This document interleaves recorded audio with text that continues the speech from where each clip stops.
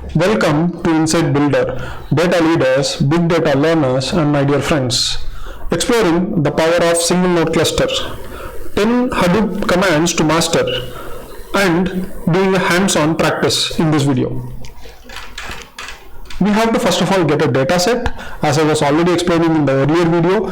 If you have come to this particular video directly through a search, let me go to a browser and let me show you. You can visit the playlist in my YouTube in my YouTube channel, and you can take a look at this. Take your big data cluster for a spin, or you can take a look at this playlist also. Any of these playlists will provide you the background that is necessary to have build your own cluster also, and then start getting connected to the Kaggle dataset. So this video will explain to you how to get connected to the Kaggle dataset and download it from there. So we'll be using the setup there, setup that is already done there. Next, ensure that you are up and running inside your cluster, up and running the cluster from your cloud service. I am using AWS. If you are using your own office environment cloud cluster also, or your own build cluster that you built it using this playlist that I had shared earlier, build your own data set, build your own big data cluster, you have to just bring it up by going to the instances and bring it up. The dataset that you are going to use, all these links that I'm going to that I'm following will be shared with you guys. So in the YouTube description below, take a look at that. The dataset you can find it here, and we'll be using the API key, copy API command from the dataset page directly. So you don't need to worry about that. You need to have the Kaggle environment set up, and we will be also following up with the Hadoop Apache.org file system shell guide. So this is the file system shell guide that you can actually use. So I will be sharing this also. It explains the various commands that you will be using in detail. So what it does, what is the example, etc. We will be referring to this time and again, but you can also refer to this. It's very well written. With that said, let us go back to the presentation. We have the Kaggle dataset, we have the cluster, we have the necessary activities ready. What is the dataset also we have selected. Typically, the cluster contains three main nodes, that is gateway nodes, master nodes, and the worker nodes. In our case, we are working on a single node cluster. So we will only work directly with the master node. In regular environment, you will not be given access to master node. Most probably you will be given access to gateway nodes or client nodes only. And from the client nodes, you will be able to make the job submission to the master nodes and the worker nodes. However, you will be still be able to do the HDFS commands that I am talking about. The Hadoop commands that I have already listed in this presentation, that I also shared in the earlier video also. All these commands will have HDFS, DFS hyphen. So all these commands will have the prefix there. Okay. So if you go to the browser back, and if you look at this particular, let us zoom in a bit so that you guys can see it better. So you see the usage, right? It will be like this only. But in the presentation, let us go back to the presentation. I had only listed the options available, okay, with respect to HDFS, DFS. HDFS is the main command, DFS is a sub command, and under the DFS there are lots of more sub commands that can do various actions that we can do on the DFS. With that said, we are going to go through this series of commands in this video. So let us start that activity. Let us go to let me check whether the instance is up and running. In my case, the instance is not yet running, so let me start the instance and get back to you in a moment. So my instance is up and running right now. So I'm going to my terminal, and I'm going to do an SSH into the terminal by using this command. So I got it from the AWS EC2 connection string, and once I do the connection to the terminal, I can start working with that. So it will take a second, and we are in. And then first and foremost, we have to check how much space we have in our cluster. This is very important. Okay, we have currently around only 6 GB of space available. Okay, and 16 GB of space is already used. So if I do an ls command, you will see that I have already all this environment available with me. The FIFA file, this is the FIFA file that I already downloaded. I will show you how to do that right now. So you have to just go to the dataset. I showed you a moment ago. You have to go to the dataset page, web page, and then get this API copy, the dataset download API command. So this API command is directly given by the Kaggle page itself, dataset page itself. You have to just execute this, it will download. Once you execute this and download it, the zip file that you see above, the FIFA 23 complete player dataset will get populated. And then you need to use unzip. So if unzip is not installed in your cloud environment, then do apt-get install or ninstall unzip. So it will install, and then you can say unzip, and if you give the name of the zip version, it will inflate all the files. Once the files get inflated, you will see all this CSV files getting populated. So all this activity I completed to save time. So you can do it step by step at your side, and if you are facing any challenges, you can always comment it out, and I can comment in the YouTube video section, and I will try to reply back as soon as possible. When the data set is downloaded and unzipped, you will see that you will find this two data set, female underscore player underscore legacy.csv and male players underscore legacy. This files will be having a bracket. So change the file names, rename the files using two female underscore players underscore legacy. So how to do that is, so for an example, new female players.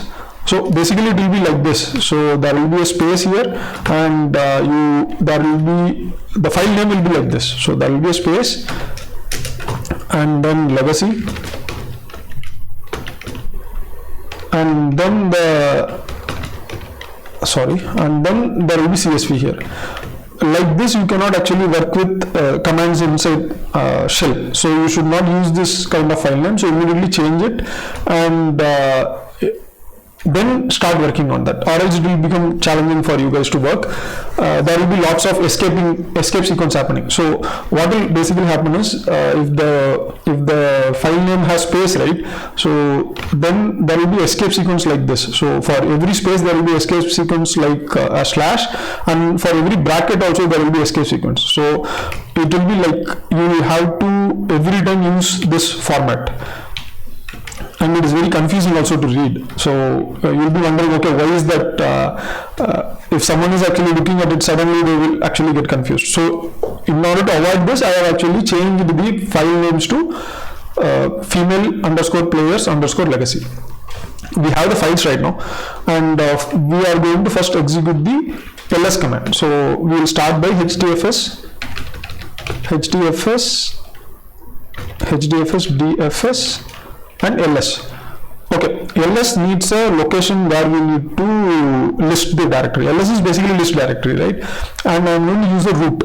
Okay, you'll see that the moment I give the root, it takes a moment, and you see that, okay, the localhost failed, the connection exception, there is no if this kind of an error comes, it means that the Hadoop server is not yet ready. Okay, so we have to first of all check, okay, we see that the Hadoop server is not ready. We have to start the server. So first and foremost, docker start diop. So I have to start the database that will act as a meta store for both Hive and Spark. We will be using the same FIFA dataset in the future for Spark exploration also. So keep the dataset as a constant. You can work with other datasets also. So you can practice always. As I always insist in my presentation, that the important activity, the important objective of all this video is to make you practice, make it easy for you to practice. So all you need is your own big data cluster that you can get it by building it on your side using your cloud account, and then you can get the dataset also, and then you have your terminal command prompt through which you can SSH. So you are ready, right? And all you need to do is practice. So I hope that you like this content. Leave a like and do subscribe to my channel for further videos that I will be posting on Spark related discussion, like similarly for Spark commands also, and then further I will be discussing in detail on PySpark and Spark streaming. With that said, let us go back to the terminal back and let us start working on the commands. Just a minute. In the terminal, I have already started the database that will be acting as Metastore, and then I will be starting the DFS. So this is how we have to start. So we have to start the Docker. We can actually create a shell script also to do all these things automatically, but I am still using it manually so that you guys also get hang of it. It's very important that we can do it without even thinking. So then we do start yarn, and we start that. When you are going to stop the server, we have to do the opposite way. So we have to stop the yarn first, like using stop yarn.sh, then stop DFS, and then docker stop dob_db. So now if I execute the same command, so if I say hdfs dfs and I say ls and I do this ls slash command, you see that I am getting the hdfs root. Okay, this is hdfs root. If I do an ls here directly on the local file system without using hdfs dfs, you see my local root. This is my cluster's local root, the Linux file system root. So it's totally different. Now what we are going to do is, first and foremost, we saw that how to use ls, right? And we have seen that. Now for an example, we want to see what is there inside each of these folders inside the Hadoop cluster. So we can actually say user, and if I use ls command again, so it will tell me what is there inside the user folder. Okay, so it is better that you have separate users, and in my case the user is Ubuntu, and do all the necessary file copying inside Ubuntu only. So we will start working on copying files in a moment. So let us first of all see what is there in Ubuntu. First of all, you will see that there is a simple file called Spark staging, which is actually a internal file. So you don't need to worry about this. It is an internal file linked with Spark, but apart from that the file is empty. So there is nothing, the folder is empty, there is nothing inside there. Okay, this is how you actually use ls command to understand about your environment. Now in order to move, first of all, in order to copy or create any files inside the HDFS DFS environment or Hadoop environment, you cannot actually create any files there, because the files is actually split into multiple nodes, right, or multiple distributed cluster. So you cannot edit the files there. So you have to edit it in your local environment and then move it inside that. But you can remove the files if you want. So first what we will do is we will do one file, we will move it copy it from our local environment to Ubuntu environment. I mean the user Ubuntu in HDFS DFS. We are going to copy, we are going to copy the female coaches.csv. So let us actually also see the file sizes, okay, because that will give us a little more clarity of what is going on here. So we see that if you want to actually have a better review, use a h command here. So using a h option there will give you a data in MB. So we immediately see that the file sizes are extremely large. You see that here, right? So the male players is 5.3 GB, and the male players is actually more, and female players is not that much. So what we will do is, first of all, we will practice with smaller file size. Keep this in mind when you are actually practicing, and also just take a look at the file size that is zipped. So all these files actually will come around 6 GB at least, but this zip file is only 1.6 GB. So the compression is actually very heavy. So we can see that clearly. So we will start with this 108 MB mail_teams.csv file. That should give us a little bit of a size to work with. Okay, so what we are going to do is, we are going to use, let me go to the presentation for a moment. First and foremost, we have actually seen the ls command right now. Okay, next we have to look at the make directory, and we have to give the directory name, and then we have to also change the ownership. Okay, as of now, don't worry about changing the ownership. Okay, I will explain to this by the end of this video. So let us first make the directory. Let us go back to the terminal, and inside the cluster we have to make the directory. So we have to use hdfs dfs and -mkdir, and all the commands that will be provided will be lowercase. In the presentation I have given it in uppercase for the legibility purpose, not for, so don't mistake that. It is only for legibility. So all the commands will be lowercase only, and I am going to create the folder inside the Ubuntu drive. So I am going to say FIFA. Okay, and I'm going to make the directory. So once I do that, it will take a second, and then it would have created the directory. So you want to check whether the directory has been created. What you can do is just remove this, and instead of make directory, use this format only. You don't need to type every time. Okay, and execute this, and you will see that inside Ubuntu now I have a new folder called as FIFA. Next, let us go to the presentation again. I am going back and forth, but in your case you don't need to have two different you don't need to go back and forth. You can keep the video side by side as you are practicing. We have done the make directory, we have done the ls directory, and see the list of directories. grep, you can use it if you are having, we will see that also how to use it in later time. What the command that we are going to currently use is copy from local. So we are going to, okay, now we need to understand, okay, what is local and what is DFS. In the earlier video I already explained that local is local file system, and where we are going to copy is the cluster location. So copy from local is we are going to copy local file to cluster, and we can do it either using copy from local or using hdfs-put. Both of these things can work. So let me show you with two files so that you will understand. Let us go to the terminal again, and then let us first use copy from local. So I am going to use hdfs dfs, and I am going to copy the 108 MB mail_teams.csv. Okay, and I am going to use copy from local. Okay, the most important point I wanted to, okay, let us actually copy that, and you better give, you can actually, we are already in the home directory, so you don't need to worry about how to give the path.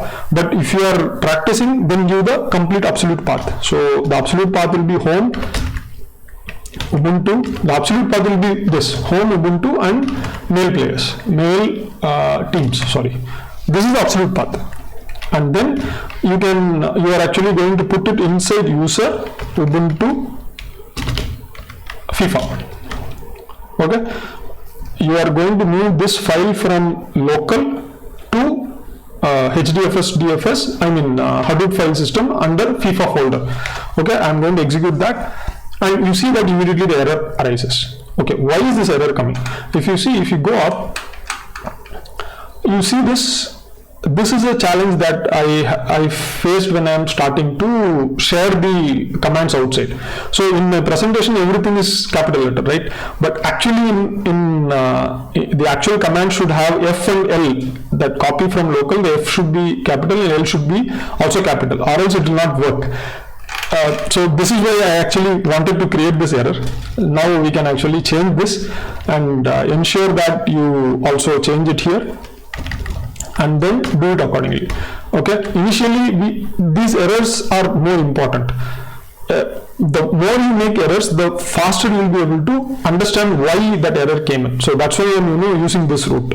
So now if I use copy from local, it will take a moment, but it will get copied to the FIFA folder. So we can check it. So I do an hdfs dfs, and I do an ls. I say user, you need to be also little more at this moment inside the hdfs dfs cluster, right? You cannot use tab for completion. So you need to give the full file name directly. So no choice.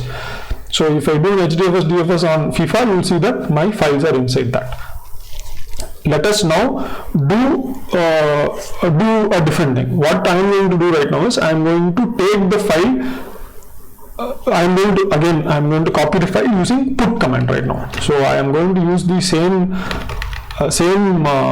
series of commands, but instead of copy from local, I am going to remove this and I am going to say put.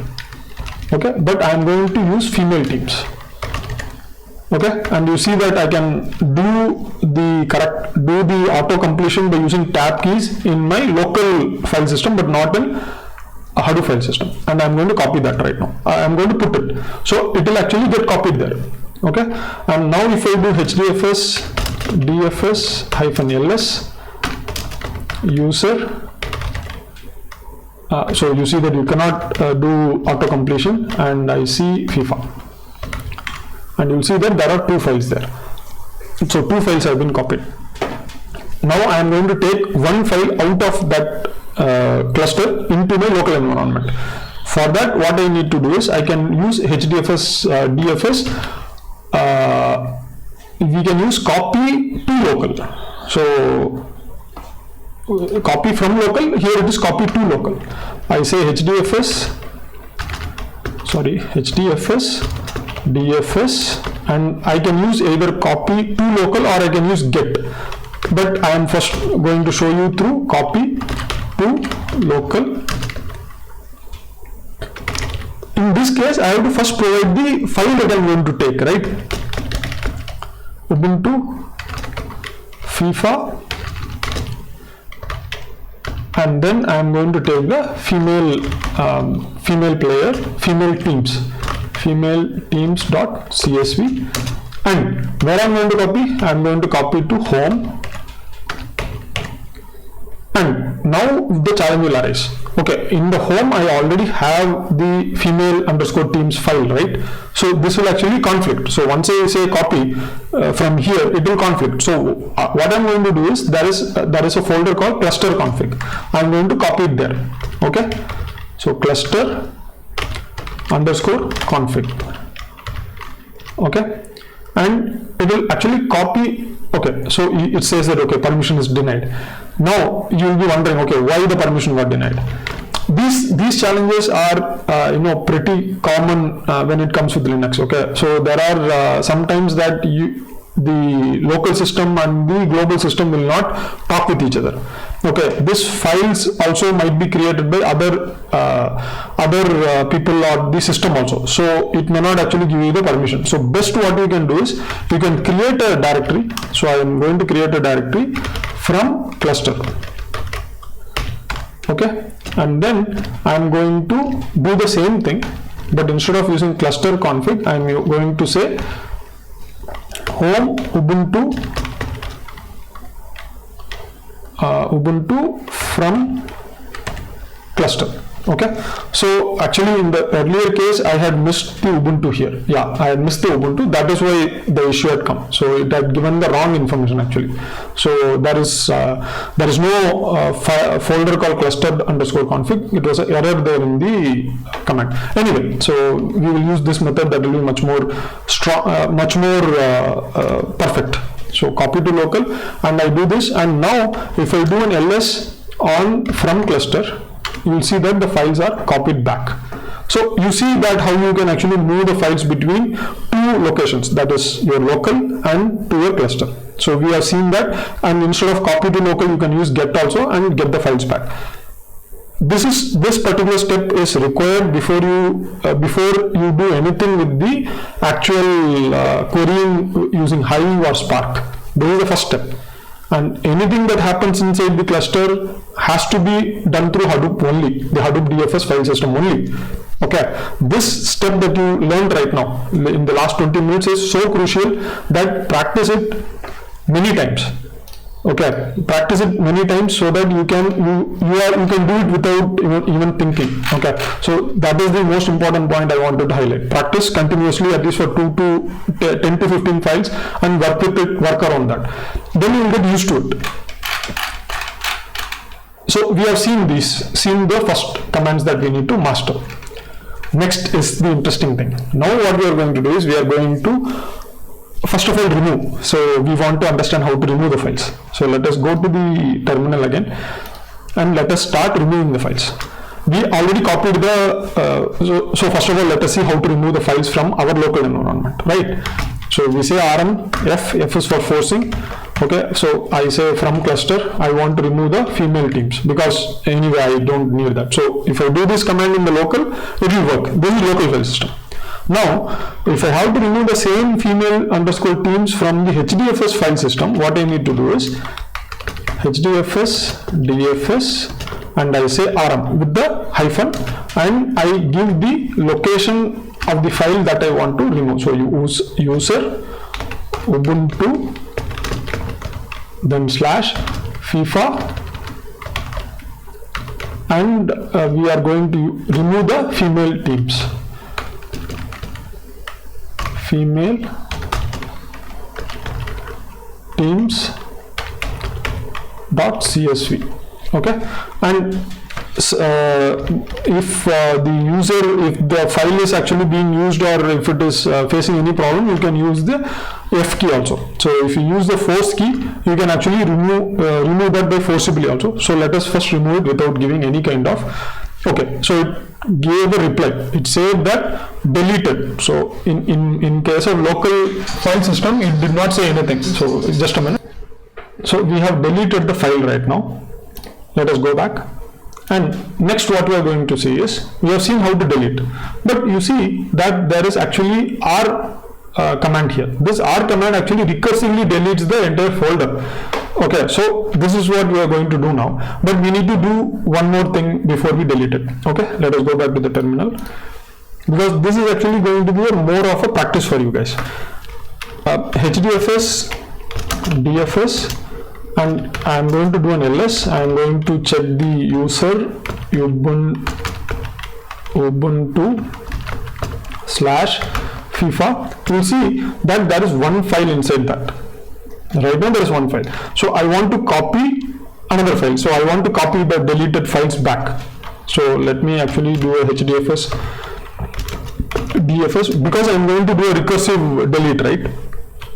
What I'm going to do is, before I even copy it, what I'm going to do is I'm going to do a HDFS DFS hyphen make directory, and the directory I'm going to make is going to be inside the FIFA folder. So I'm going to create recursive directory. So directory inside the directory, that is called recursive. Ubuntu and use FIFA, and inside FIFA I'm going to create female team. Let us say F team. Okay, and then I execute this. So the folder will get created right now. So next what I'm going to do is HDFS DFS. I'm going to put the file from my local environment female team.csv to again the user Ubuntu and FIFA F underscore team. This is where I'm going to put it. So I will put it there. Now I have, if I do an ls, so let me show you ls in recursive fashion right now. So HDFS, and when you are practicing also do the same thing. So talk to yourself when you are practicing. In that way what will happen is you will actually reduce your mistakes. So even when I am talking to you, my speed is actually more because I am actually talking to you. So I forgot to put the R here. So if I do an R here and if I do the execution, it will actually recursively go into each of the files. So you see this. So it first of all, it started here. So it actually checked the F name here. It saw female teams.csv, and then in the one folder above under FIFA, we saw male teams.csv. So it provides all the data. Okay. This is why you need to use. Now what we are going to do is we are going to remove the FIFA folder itself by using recursive rm. HDFS DFS rm hyphen r, and I am going to, please be careful when you are going to remove these files, because once you remove it, do not remove the other files that is available in your cluster, because it will create a lot of challenges later. Be careful with what folder you are going to remove. So once I am going to remove that, it will actually delete the entire folder. Okay, and if it is a folder and if you don't use rm-r, right, it will actually not be able to delete because there are files inside that. That is the reason why I wanted to show you guys how to do this. Let us go back to the presentation back again. So we have seen the various commands where you can actually work with the files right now. So we, just to recap, we did the ls command, list command, we made the directory, and we can use rmdir also, which I did not discuss with you guys. You can use copy from local, copy to local. This is all the quintessential steps you need to do. And there is an option to actually skip trash whenever you delete the file. So let us go back to the terminal. We actually deleted the file, okay, and let us actually do a hdfs dfs -ls, and let us do a execution on the root. So what happens is the files have been already deleted. So if I do a ls on Ubuntu, you will see that right now there will be no, just a minute, sorry, Ubuntu, there will be no FIFA folder at all, but the FIFA actual folder is still in the trash. Okay, just a minute. Using the recursive option has actually skipped the trash by default, so you will not find the trash folder also here. But if you use only rm, then you will find the trash folder. So I have checked it and you will not find it. Now next what we are going to do is we are going to do the right now we don't have any files. So what we are going to do, first of all, let us create the folder again. So we will create hdfs dfs, and we are going to see the cat command and the tail command. So first of all, let us put, sorry, my client is got out. Let me reconnect with my cluster now in a moment. And then I am going to say hdfs dfs, and I am going to put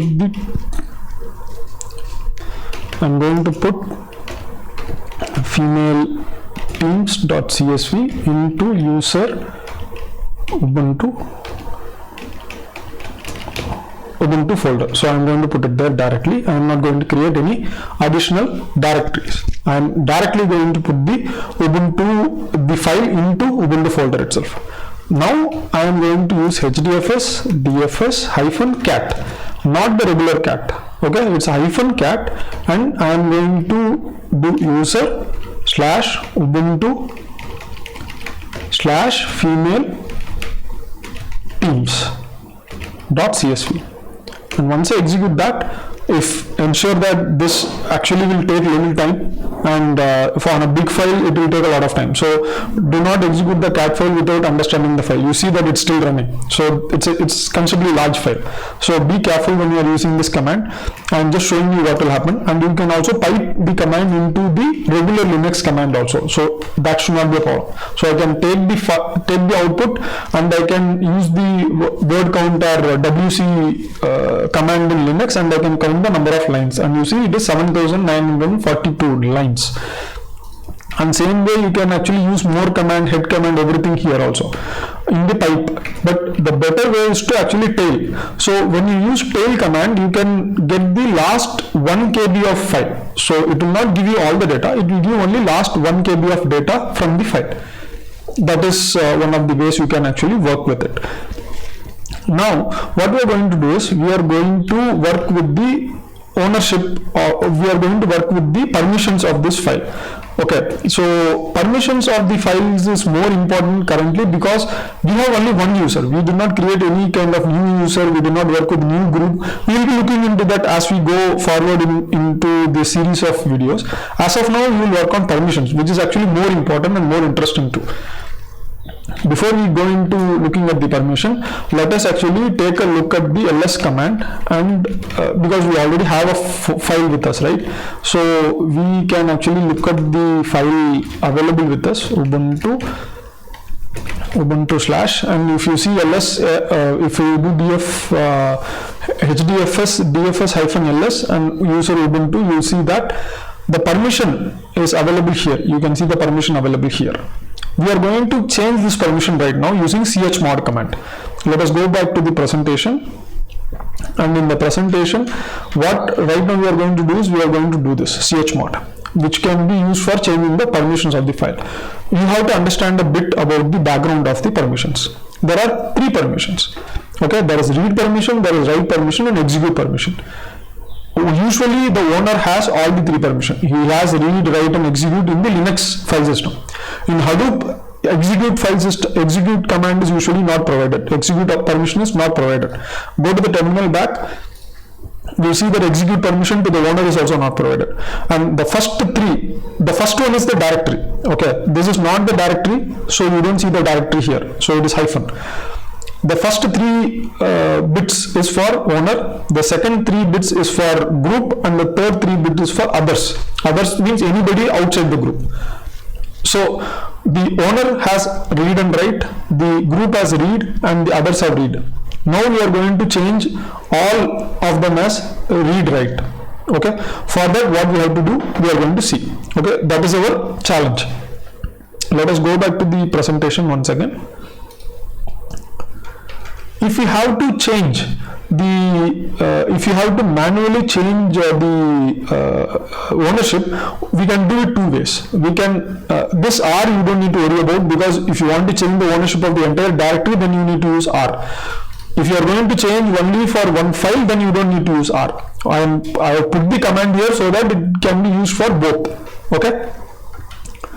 What I'm going to do here is, you see this series of numbers here. All you need to do is, if you want to give permission for an example read write, so we need to give RWX, right? We want to give RWX for the owner, then you need to keep the first number as 7. If you want to give only R and X, then the first number should be 5. If you want to keep only R to the owner, then first number should be 4. So this is what we are doing here. Okay, so what is our challenge right now? We want to give read write for all of the people, all of the group owner, owner, group, and others. So you see this here.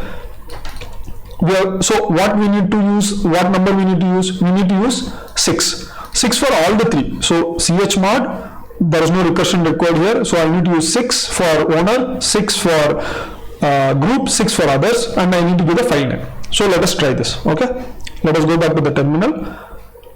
This particular activity is can actually change a lot of things. Even if you see in the earlier video, I discussed regarding the chmod permission changing for the keys, the Kaggle keys.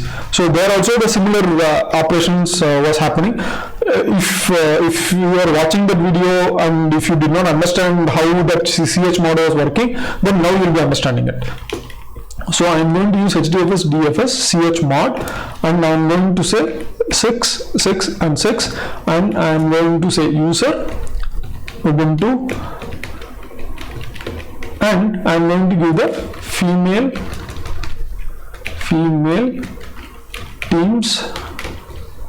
teams.csv.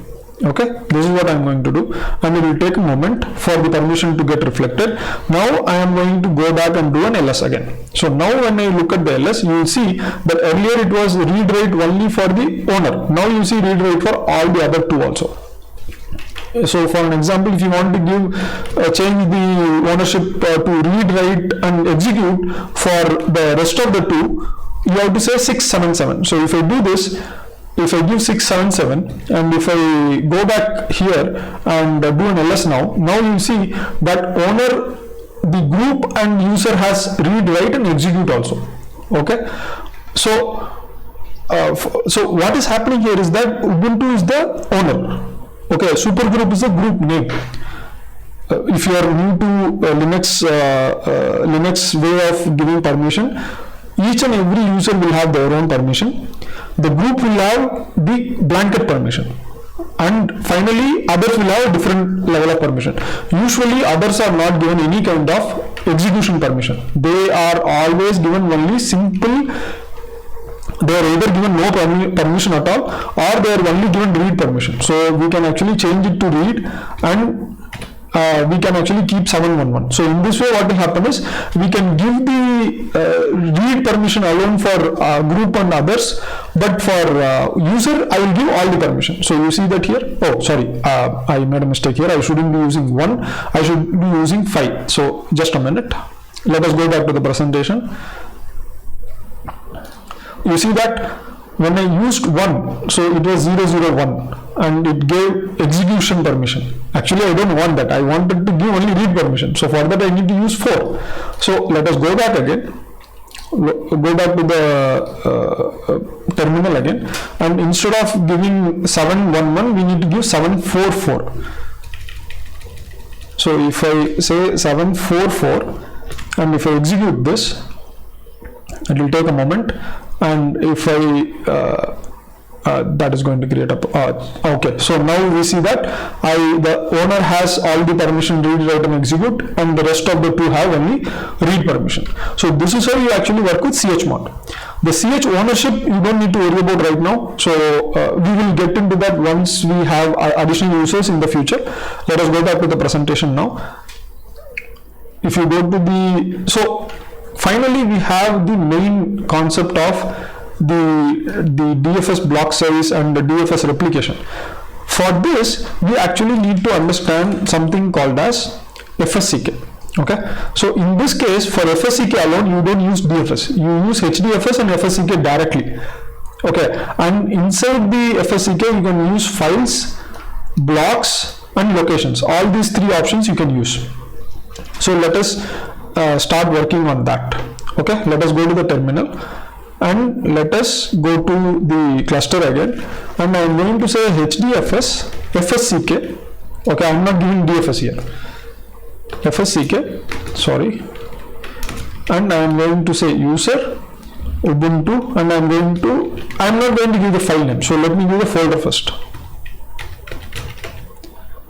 Ubuntu. And let us see the output. So you will see there is a lot of output actually. So first of all, it says, okay, Ubuntu is healthy. So that's a good thing, right? Ubuntu, it says that it is healthy, and we see that total number of validated blocks is 1, and total byte size is this much, and we see the number of racks, data nodes, all the data it gives. Okay, in a single go, it gives a file system consistency check. FSCK is file system consistency check. Now it is actually giving about the directory. I want about the file. So if I want about the file, then we can actually say female teams.csv. Okay, this will actually check the file alone. Okay, this time it is only checking the file, and you see the average block replication is 1. So you have only one single node, so it is actually telling the total number of files is 1. The total number of replication is 1, and also you will see that the block size. So here the block size is actually, if I take a look, the entire file has been considered as a single block size. We can actually split the blocks also. Okay, that is what the actual the command was actually going to do. This FSCK command is telling you the configuration or the specification behind the files, how it is actually split between multiple clouds, multiple clusters, and how it is managed, what is the block size, etc. Since it is a single node, I am actually not, we are not able to see any of the block sizes or replication factor differently. But if you are going to use multi-node, so let us go back to the presentation. If you are in multi-node cluster, and if you use this command, the block size command, we can actually change the block size command as well as the replication, and we can actually put it. So when you are doing the HDFS DFS put command, right, we have to add this in the beginning. So right now this is not required, don't worry about that. We will not be using this at this level as of now. Next, we have to look at the DF and DU. So let us go to the terminal again, and let us start working on HDFS, DFS and DU. HDFS, DFS and DU. So, and let us say user alone. So let us not give the root will have a lot of data. So it says the size actually. So if I size of the folder, so by default it will actually give the size of the folder. and I suppose the h command will be helpful. So h command actually gives the size of the folder in terms of MB. So complete MB it is giving, and then if I use df, so if I use df, it will talk about the entire file system. So this is only talking about the file. Du is only for the file, but df is for the entire file system. So how much has been used?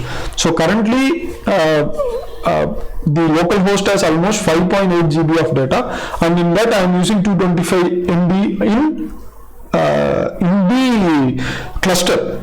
Okay, understand? So this is inside the cluster. So if I actually go to the Linux file system, if I do a dfh, you see a different data there. Okay, this is local. So here you see that it uses 73% because I have other things here, but inside the cluster it is only 1%. You understood this difference, right, between the local and the cluster.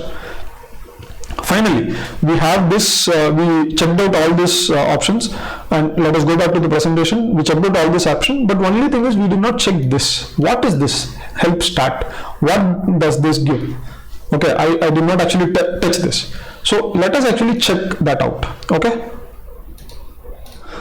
So if I execute hdfs dfs hyphen help stat, so it will print the statistics about the particular directory. It is similar to fsck, but it does not do the consistency check. It only gives the statistics of the file. So if I do the hdfs dfs and I say hyphen help and then say stat and I say user Ubuntu, and if I execute it, it will actually give me the just a minute. Okay, just a minute. So in the case of hdfs dfs hyphen stat, and if you execute for Ubuntu, you will see that you will get it the time and date when it was created. So this is the basic statistics it is providing. And I want to also show you one more command in fsck that I had missed it out. Let us go back to fsck, and if I use user Ubuntu, we can use various switches actually here. Ubuntu /files. So fsck, we can actually use it with various commands also. So you will see that it will give additional details of the files here. So you see the replication blocks, etc. It gives in a single step. Earlier it was not giving. So we can actually also use, if you go back to the presentation for a moment, you will see that we can use blocks and locations also. Let us go back to the terminal. We can say blocks. So if I execute that, it will actually show the it will actually show the blocks also. You see the blocks here, this additional data that is coming, and once I execute with locations, you will actually get the locations also. So if I say location, so locations is the place where the files are located inside the cluster. So this is actually giving me the location right now, distributed inside the file location. Anyway, this is a single node cluster, but you need to understand this also. So you see that it is actually inside the data node, local host. So that is what it is saying. So we have actually gone through the entire presentation right now. So we have seen all the steps we can do, all the activities that we can do with HDFS file system. Now with this understanding, we can actually go into Spark and we can start working on Spark and create tables. We'll be using the files that we are working right now, right? We'll be using that only. So let me go back to the terminal once again and let me show you the files that we are working. So that will be easier for you guys. So I am going to work with, for an example, if I say mail teams and I say, okay, let us say more. So what I'm going to do is, you see that all these are actually the column names. All these are column names. There are so many column names and there are data also. Okay, so we can work with these many column names, or we can actually try to work with lesser column names also. Okay, so it all depends on how you guys want to practice. So if you want to work with a bigger data set like this also, it's okay with you guys. If you want to work with smaller one, it will be okay. But when I start practicing, I will show you with a very small subset of this entire data set. Okay, so in that way it will be easier for you guys to grasp the concept and also practice very easily. So in the next video I will be doing that. Let us go back to the PDF. And so till the next video guys, most important thing is keep on practicing. The option that is available with you is clear. So all you need to do is connect with the cluster and start practicing with the data set that is available with you. Start moving the file, start deleting, uploading, creating directory. This is actually looks very simple, but believe me, once you understand this and then go into Spark, you will actually start loving to work with Spark, because Spark environment is actually working on top of Hadoop environment, and everything will get connected. The Postgres database, that is the Metastore, Hadoop file system, and the Spark query system, everything will get connected, and you will understand very easily. Because most important thing is the Spark database that we are talking about, or the Spark the querying that we are talking about, it is actually creating just text files, and it is creating folders. So database or the files or the tables, everything inside the Spark environment is actually a files and folders in HDFS environment. So before you leave, I will show that also, so that you will be much more clear what I am talking about. So if I do a HDFS DFS and if I do an LS, you saw that inside the user I had two other folders, right? So, not inside the user. So directly under the root, you had three other folders. So you see Spark logs and Spark jars. So this area we will have another one folder called as Spark warehouse, and inside the Spark warehouse we will have all the tables, databases, etc. Okay, so stay tuned for this, and in the next video we will have a lot of fun with Spark warehouse and databases, tables, etc. inside the Spark environment. And also we will be loading file from the local environment to Spark tables, and we will see how to link it together. So this is going to be a very interesting video in the next step. So stay tuned for that, and till then guys, have a great time.